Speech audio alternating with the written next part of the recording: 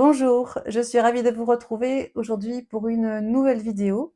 Le sujet que nous allons aborder aujourd'hui est un sujet très important. En tout cas, pour moi, ça a été une des étapes ultimes de mon parcours. J'espère la dernière, mais qui sait.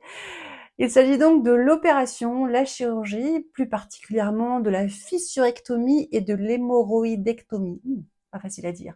Voilà, j'ai décidé de vous en parler, de partager ce sujet parce qu'encore une fois, c'est un peu tabou, on n'en parle pas et je trouve que ça peut être intéressant pour des personnes qui sont en train de traverser cette épreuve ou qui, voilà, qui envisagent peut-être l'opération. Et bien d'avoir, le témoignage, ou en tout cas voilà le mien en l'occurrence, mon parcours, mes ressentis et puis voilà comment j'ai vécu la chose. Alors pour celles et ceux qui n'ont pas encore vu mes précédentes vidéos justement, je vais mettre les liens, quelque part là-haut ou là-haut, je sais jamais où ça où ça s'affiche. Voilà, où je parlais justement du début de mon parcours.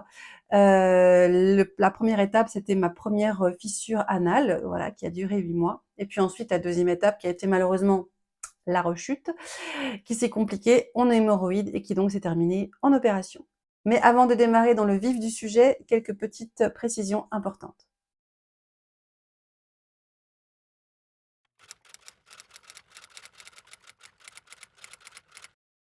Alors voilà, je vais faire un petit récap de mon petit parcours, de santé, anale, si j'ose dire.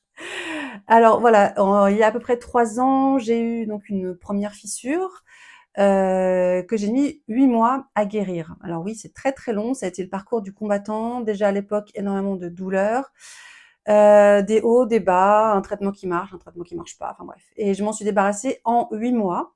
Mais déjà à l'époque, les médecins que j'avais consultés à chaque fois me disaient: «Bon, vous allez faire tel et tel traitement, mais voilà, si ça ne n'aboutit pas, si vous n'arrivez pas à guérir de vous-même, eh bien l'opération sera peut-être quelque chose à envisager». Voilà, à l'époque, c'était vraiment, quelque chose qui planait un petit peu au-dessus de ma tête, sans plus. Donc cette fameuse première fissure, eh bien, je l'avais guérie en 8 mois. Voilà, ça a été long et douloureux, mais j'avais réussi et tout allait bien dans le meilleur des mondes. J'ai pu vivre quasiment 2 ans sans aucune douleur, sans aucun problème. C'était formidable, tout allait bien dans le meilleur des mondes et malheureusement, un jour, donc 2 ans après, je pense que j'avais un petit peu baissé la garde, par rapport, voilà, au traitement. Enfin, je faisais plus vraiment de traitement, mais je faisais quand même attention à mon alimentation. Je prenais toujours un laxatif. Donc, au bout de 2 ans, je commençais un petit peu à prendre un jour sur 2, un jour sur 3. Enfin voilà, je me suis dit que tout ça, c'était derrière moi et que voilà, on n'allait plus en parler et en fait, voilà, bah, non, voilà. J'ai rechuté un beau jour malheureusement et et bien, ça a été retour à la case départ avec les douleurs, avec les traitements, avec les consultations médicales, enfin bon, tout le truc est reparti, voilà, comme en 40. Donc du coup, voilà, je suis retournée voir mon médecin qui m'a prescrit, voilà, des traitements. Alors, ça marchait pas, c'était pas très concluant, les douleurs étaient extrêmement violentes. Enfin, tout ça, je le raconte dans mes vidéos, mais je vous le dis en très court. J'ai eu, pardon, des douleurs extrêmement violentes, très, très dures et je n'arrivais pas vraiment à m'en sortir. Et puis à un moment donné, ma doctoresse m'a dit: «Ben, en fait, là, vous avez non seulement une fissure, mais vous avez aussi des hémorroïdes» et les hémorroïdes avaient eu la bonne idée de se mettre juste sur la fissure. Donc autant dire qu'effectivement les douleurs étaient, extrêmement violentes parce que j'avais la douleur de la fissure, mais j'avais aussi la douleur des hémorroïdes. Et ce qu'elle m'a expliqué aussi, c'est que, l'un nourrit l'autre, en fait. La fissure, empêche les hémorroïdes de se calmer, en fait, et les hémorroïdes empêchent la fissure de guérir. Donc, voilà, c'était, un cercle vicieux. Et là aussi, elle m'avait à nouveau fait planer, le comment dire? Le risque d'opération en me disant: «Bah, voilà, je vous donne le traitement, on essaye encore, vous mettez le max du max et malheureusement, si ça ne fonctionne pas, il faudra commencer à parler d'opération».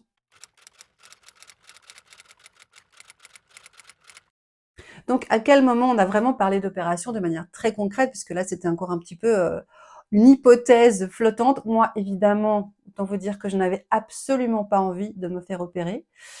Je savais un petit peu d'expérience, enfin d'avoir entendu 2-3 choses, que c'était une opération très douloureuse, pas forcément compliquée, mais douloureuse, avec des suites un peu longues et enfin, puis c'est quand même une opération, il y a quand même une anesthésie générale, enfin voilà, je n'envisageais absolument pas la chose. Pour moi, c'était clair que j'allais guérir comme la première fois.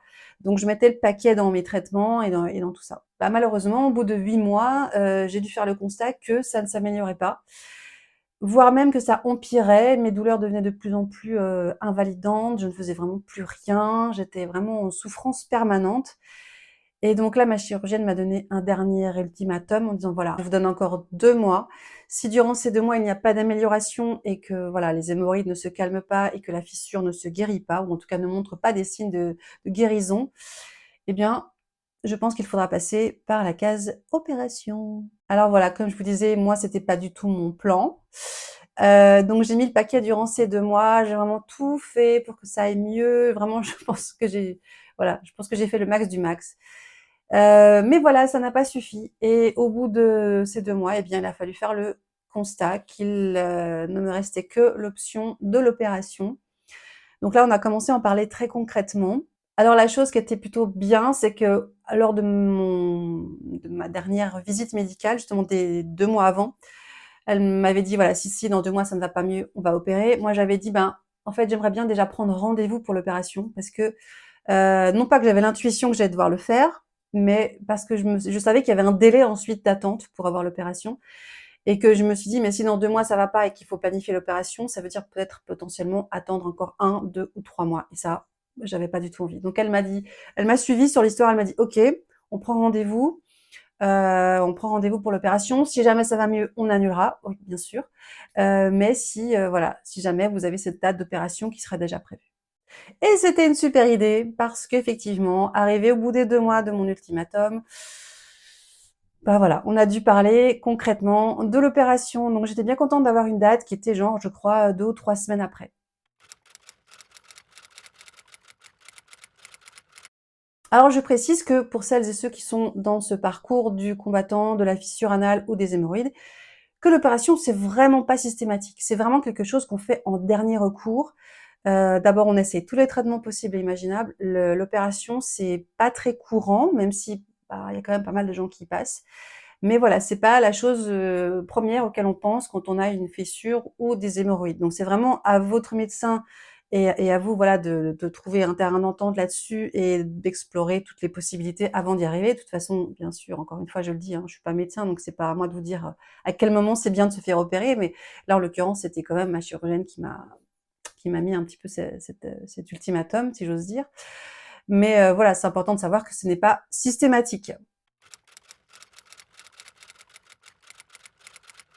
Elle m'avait dit effectivement que, l'opération, c'était quelque chose, ben, d'assez douloureux, voire même de très douloureux et pour ça, elle a été cool parce qu'elle a été très cash avec moi. Quand on a parlé de tout ça, elle m'a un petit peu raconté, bah, comment ça allait se passer. Parce que moi, j'avais quelque part quand même double opération, hein. J'avais quand même la fissurectomie, donc pour enlever la fissure et l'hémorroïdectomie pour enlever les hémorroïdes. Alors c'était en tout cas celui qui embêtait la fissure, mais aussi d'autres hémorroïdes.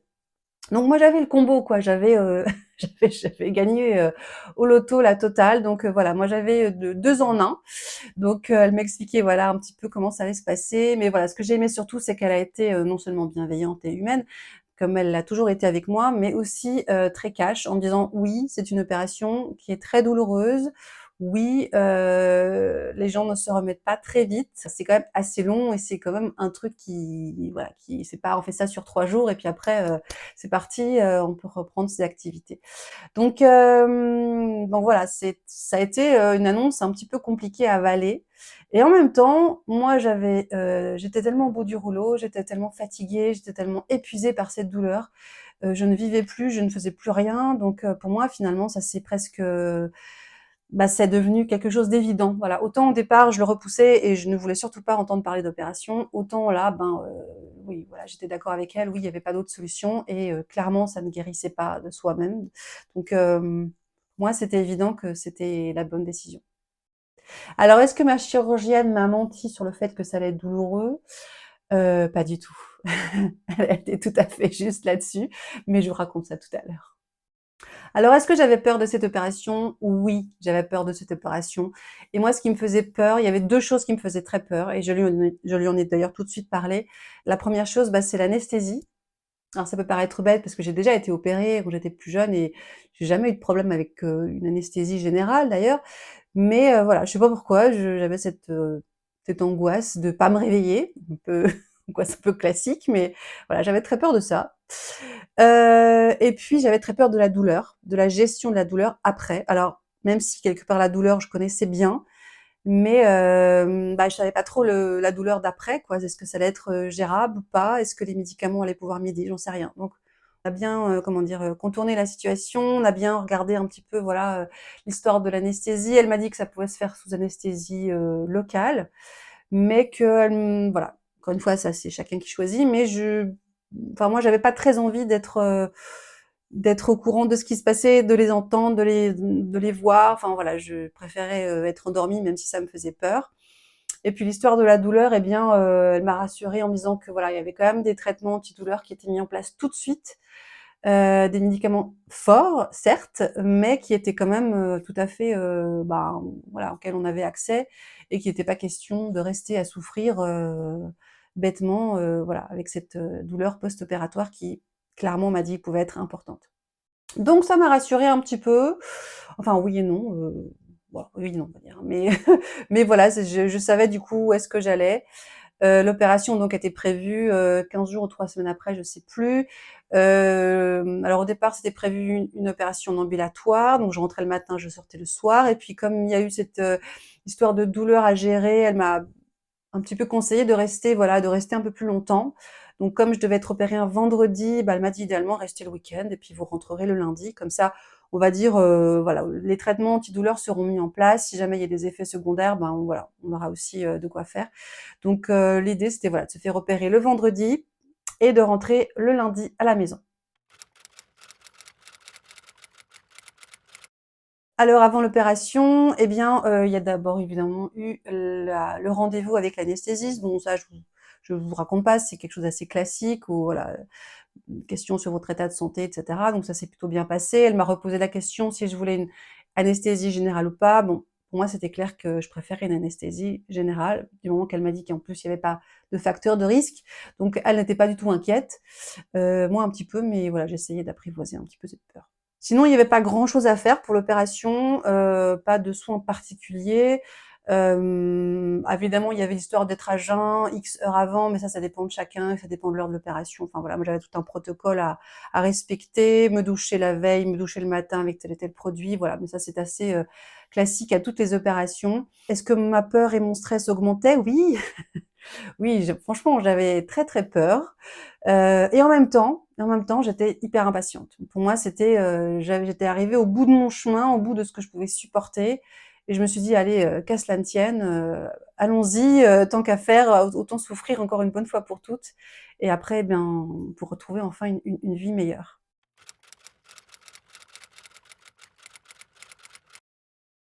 Alors le jour J, j'arrive, bon, oui, non, pas totalement détendue, bien sûr, avec mon petit sac sous le bras, mais un peu angoissée, mais voilà, je suis, assez bien accueillie par le personnel médical qui est plutôt bienveillant.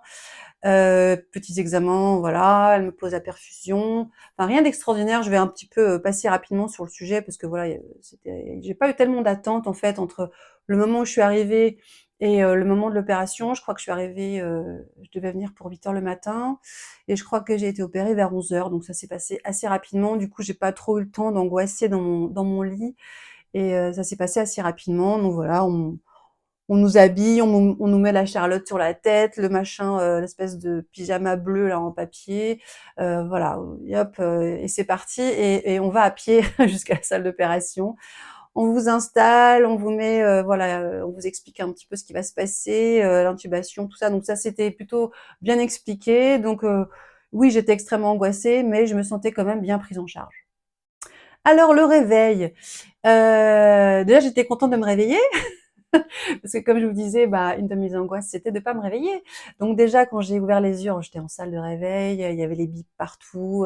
Alors au début, c'était très flou, j'entendais des bruits, je voyais, voilà, c'était pas terrible les premières minutes, mais déjà je me suis dit bon, ok, je suis vivante, j'ai survécu. Donc déjà, j'étais contente de ça. Je sentais pas de douleur. J'étais un peu par contre, enfin un peu, beaucoup, shootée. J'étais complètement vaseuse, j'étais allongée bien sûr, hein. Je suis restée en salle de réveil, je pense, 1 heure ou 2. Je me rappelle avoir un peu des vertiges quand je bougeais la tête. Enfin, j'étais pas en grande forme, mais ça c'est un petit peu attendu, hein, juste après une opération, après une anesthésie. Et je me rappelle que l'infirmière m'a dit: «Ben, on vous a donné déjà plusieurs antidouleurs». Je me rappelle plus lesquelles, mais elle m'a dit: «Voilà, on vous a mis la dose, donc normalement vous devriez pas avoir mal». Et effectivement, à part le côté un peu, vaseux comme ça, je n'avais pour l'instant pas de douleur. Et donc au bout de 2 heures à peu près, voilà, on m'a remontée en chambre, où mon mari m'attendait. Et donc voilà, j'étais contente vraiment, pour moi c'était un soulagement de me dire: «Ça y est, c'est fait, c'est passé. Maintenant, bon, il y a encore un long chemin qui m'attend, mais j'étais très contente que ça soit fait». Et donc toujours pas de douleur, donc je suis revenue dans ma chambre, autour des 13 heures, je pense. Je crois que l'opération a duré une demi-heure. Elle m'a dit, je crois, une demi-heure. Voilà, de retour dans ma chambre vers 13 heures. J'étais, voilà, complètement dans le tirage, mais pas tellement de douleur. Et d'ailleurs, ça confirmait ce que m'avait dit ma chirurgienne. Elle m'avait dit que, voilà, durant l'opération, donc non seulement on est anesthésié de manière globale, mais au moment de l'opération, il y a ce qu'ils appellent, alors je sais plus le nom exactement, je crois que c'est un bloc, enfin, c'est le nom d'une anesthésie supplémentaire en fait qu'on fait au niveau voilà, je sais pas, de la région, je sais pas exactement comment ça se passe, qui est une anesthésie on va dire interne, et qui dure à peu près voilà 12 heures. Donc elle m'a dit: vous allez voir, quand vous allez vous réveiller, vous n'en aurez pas spécialement mal. Et c'est vrai, je n'en ai pas spécialement mal. Et ça va durer à peu près jusqu'au soir, jusqu'à la première nuit. Et c'est exactement ce qui s'est passé. Jusqu'au soir même, bah, je sentais qu'il s'était passé quelque chose, j'avais une grande protection. Voilà, l'inquiétude en fait des infirmières, c'était que je saigne, donc elles venaient régulièrement voir si j'avais pas de saignement. Bon, tout allait bien de ce côté-là. J'avais une gêne, voilà, j'étais pas super bien installée, mais bah, je me suis dit: «Bah, si c'est comme ça, c'est cool en fait, ça va le faire». Et puis après, je me suis rappelé aussi que ma chirurgienne m'avait dit, parce qu'elle m'a dit quand même pas mal de choses qui se sont d'ailleurs révélées justes. Elle m'avait dit: «Beaucoup de gens sont, surpris, voilà, des premières heures où on n'a pas de douleur, et on se dit: "Bah, ah cool, en fait, ça va, bah non, j'entends que des choses horribles sur cette opération, bah non, ça va". Et elle m'avait dit: «Oui, mais attendez le lendemain». Et elle avait raison. Et elle avait raison. J'ai même envie de dire: «Attendez la nuit suivante», parce que dans la nuit qui a suivi, ouais, j'ai commencé à avoir de plus en plus mal. Un peu d'angoisse aussi parce que, bah, une des angoisses qui nous pend au nez quand on se fait opérer un truc comme ça, c'est, ben, la première fois qu'on va aller aux toilettes. Voilà. Parce qu'on aimerait bien en fait que cette zone elle reste tranquille et qu'on la dérange plus. Mais c'est pas possible parce que voilà, on doit aller aux toilettes et justement c'est important d'y aller. Donc voilà, donc le temps passait, je sentais l'angoisse un peu monter en me disant: «Quand est-ce que ça va arriver?» Et les douleurs commençaient à augmenter, donc la nuit c'était pas top. Donc au petit matin, vraiment là j'avais super mal. J'ai demandé justement à l'infirmière de me donner, un antidouleur supplémentaire. Et puis en cours de matinée, ben, j'ai eu ma première selle. Alors comme j'étais sous, laxatif, ça s'est bien passé, on va dire, enfin, c'est passé tout seul, genre. Et bon, c'était pas super agréable. C'était c'est aussi peut-être un peu psychologique parce que voilà, de se dire que cet endroit qui a été, un peu malmené, charcuté, eh bien on va le traverser par quelque chose. Et oui, c'était un peu psychologique la douleur aussi peut-être, je sais pas. Mais voilà, non, j'ai eu très mal, pour la première selle, c'était pas top. Pu me laver directement après, voilà, j'ai pu commencer à me lever parce qu'en fait jusque-là j'étais restée couchée, hein. Donc là j'ai pu me lever, faire une petite toilette parce que bon, on peut pas vraiment s'essuyer, donc voilà, j'ai fait une petite toilette, à la douche et je me suis recouchée. Et bon, ouais, non, c'était pas top. Les douleurs, elles étaient bien là, donc j'ai demandé un autre antidouleur. Là, elle m'a donné quelque chose de plus fort. Donc là, ouh, j'ai il y a tout qui tournait, mais du coup, j'ai pu supporter un peu plus facilement cette, 1re étape, de la première selle. Donc durant tout le week-end, c'était un peu ça, c'était, des douleurs assez fortes, voire parfois très fortes. C'était des antidouleurs que je prenais, c'était des trucs assez forts.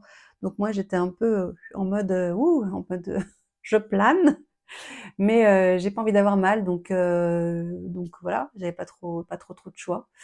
Donc c'est ça qui était important pour moi, c'était de pas avoir trop de douleurs. Donc le week-end s'est passé comme ça, allongé la majorité du temps. avec des antidouleurs, avec, quelques petits essais de me lever parce que c'est important aussi de se lever assez rapidement, mais autant vous dire que de se mettre debout, je marchais comme une grand-mère. Et puis, bah, j'avais quand même un peu des voilà, un peu des comment dire? Des sueurs, un peu des nausées, enfin j'étais pas en grande forme, donc c'était quand même pas super agréable de se lever, mais voilà, j'ai essayé quand même de faire quelques pas. Et puis j'ai été, voilà, 2-3 fois aux toilettes, donc c'est l'avantage, c'est que j'ai pas eu de constipation parce que ça, c'est vraiment le risque numéro un, c'est la constipation. Donc là, j'ai pas eu la constipation. Mais voilà, le week-end, pardon, ça a été un peu ça. Ça a été, gérer les douleurs, gérer, la position, et puis résister aux antidouleurs, assez fort. Donc c'était pas top. Mais bon, encore une fois, moi, j'étais soulagée que c'était fini et je commençais un petit peu à angoisser le retour à la maison. Et le retour à la maison, ça s'est plutôt bien passé. Bah, sans surprise, je suis quand même restée beaucoup, beaucoup, beaucoup allongée. Alors là aussi, ma chirurgienne ne s'était pas trompée en me disant que les suites allaient être, très longues. D'ailleurs, elle m'avait prescrit 3 semaines d'arrêt. Voilà, elle m'avait dit que les suites allaient être très longues, la cicatrisation pouvait prendre du temps.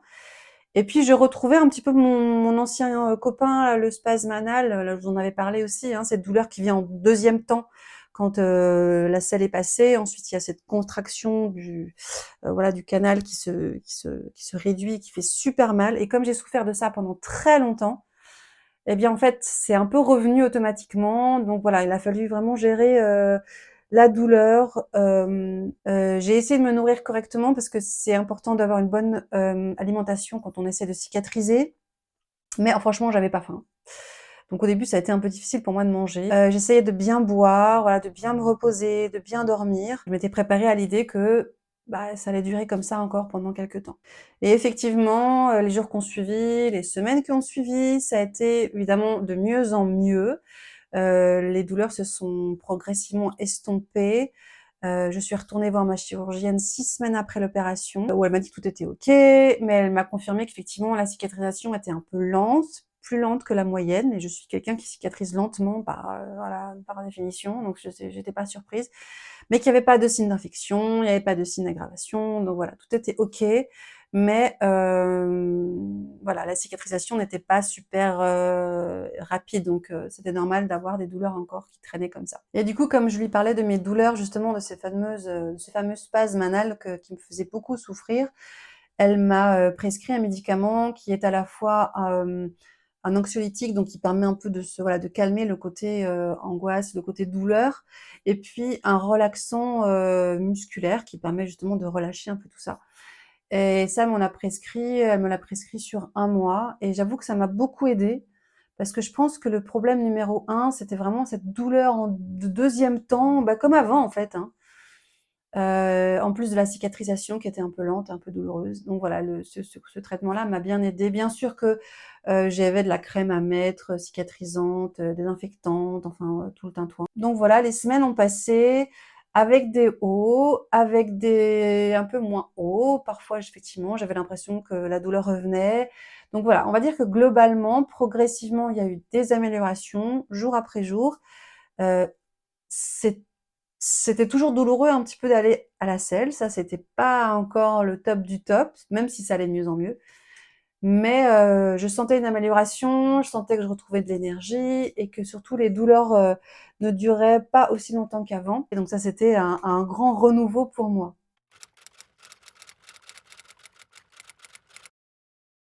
Donc là, aujourd'hui, ça fait quasiment, un peu plus de 2 mois que j'ai été opérée. Alors où j'en suis? Eh bien, je suis pas complètement guérie. Je suis pas retournée voir ma chirurgienne, mais je peux estimer en fonction de mes douleurs que je suis pas complètement guérie encore. Je pense que la cicatrisation est effectivement très, très lente, et j'ai l'impression que parfois elle a tendance un petit peu enfin la cicatrice a tendance un petit peu à se rouvrir puis à se refermer, enfin parce qu'il y a des mini saignements de temps en temps, donc je pense que c'est un terrain qui reste très sensible, très fragile. Évidemment, moi je mets le max pour que ça aille dans le bon sens. Je suis sous laxatif, crème cicatrisante. Évidemment, depuis longtemps, j'ai pu arrêter les antidouleurs, donc ça, c'est quand même super bien. Donc je continue mon petit bonhomme de chemin. Ça reste, voilà, encore un peu douloureux. Il y a une gêne le matin, mais ça n'a rien à voir avec ce que j'ai connu avant, avec les douleurs atroces, avec voilà.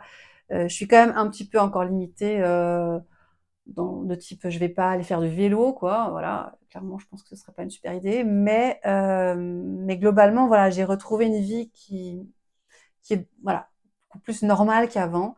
En tout cas, je ne vis plus au rythme de la douleur et au rythme des passages aux toilettes, ce qui était vraiment le cas avant. Donc ça, c'est vraiment top.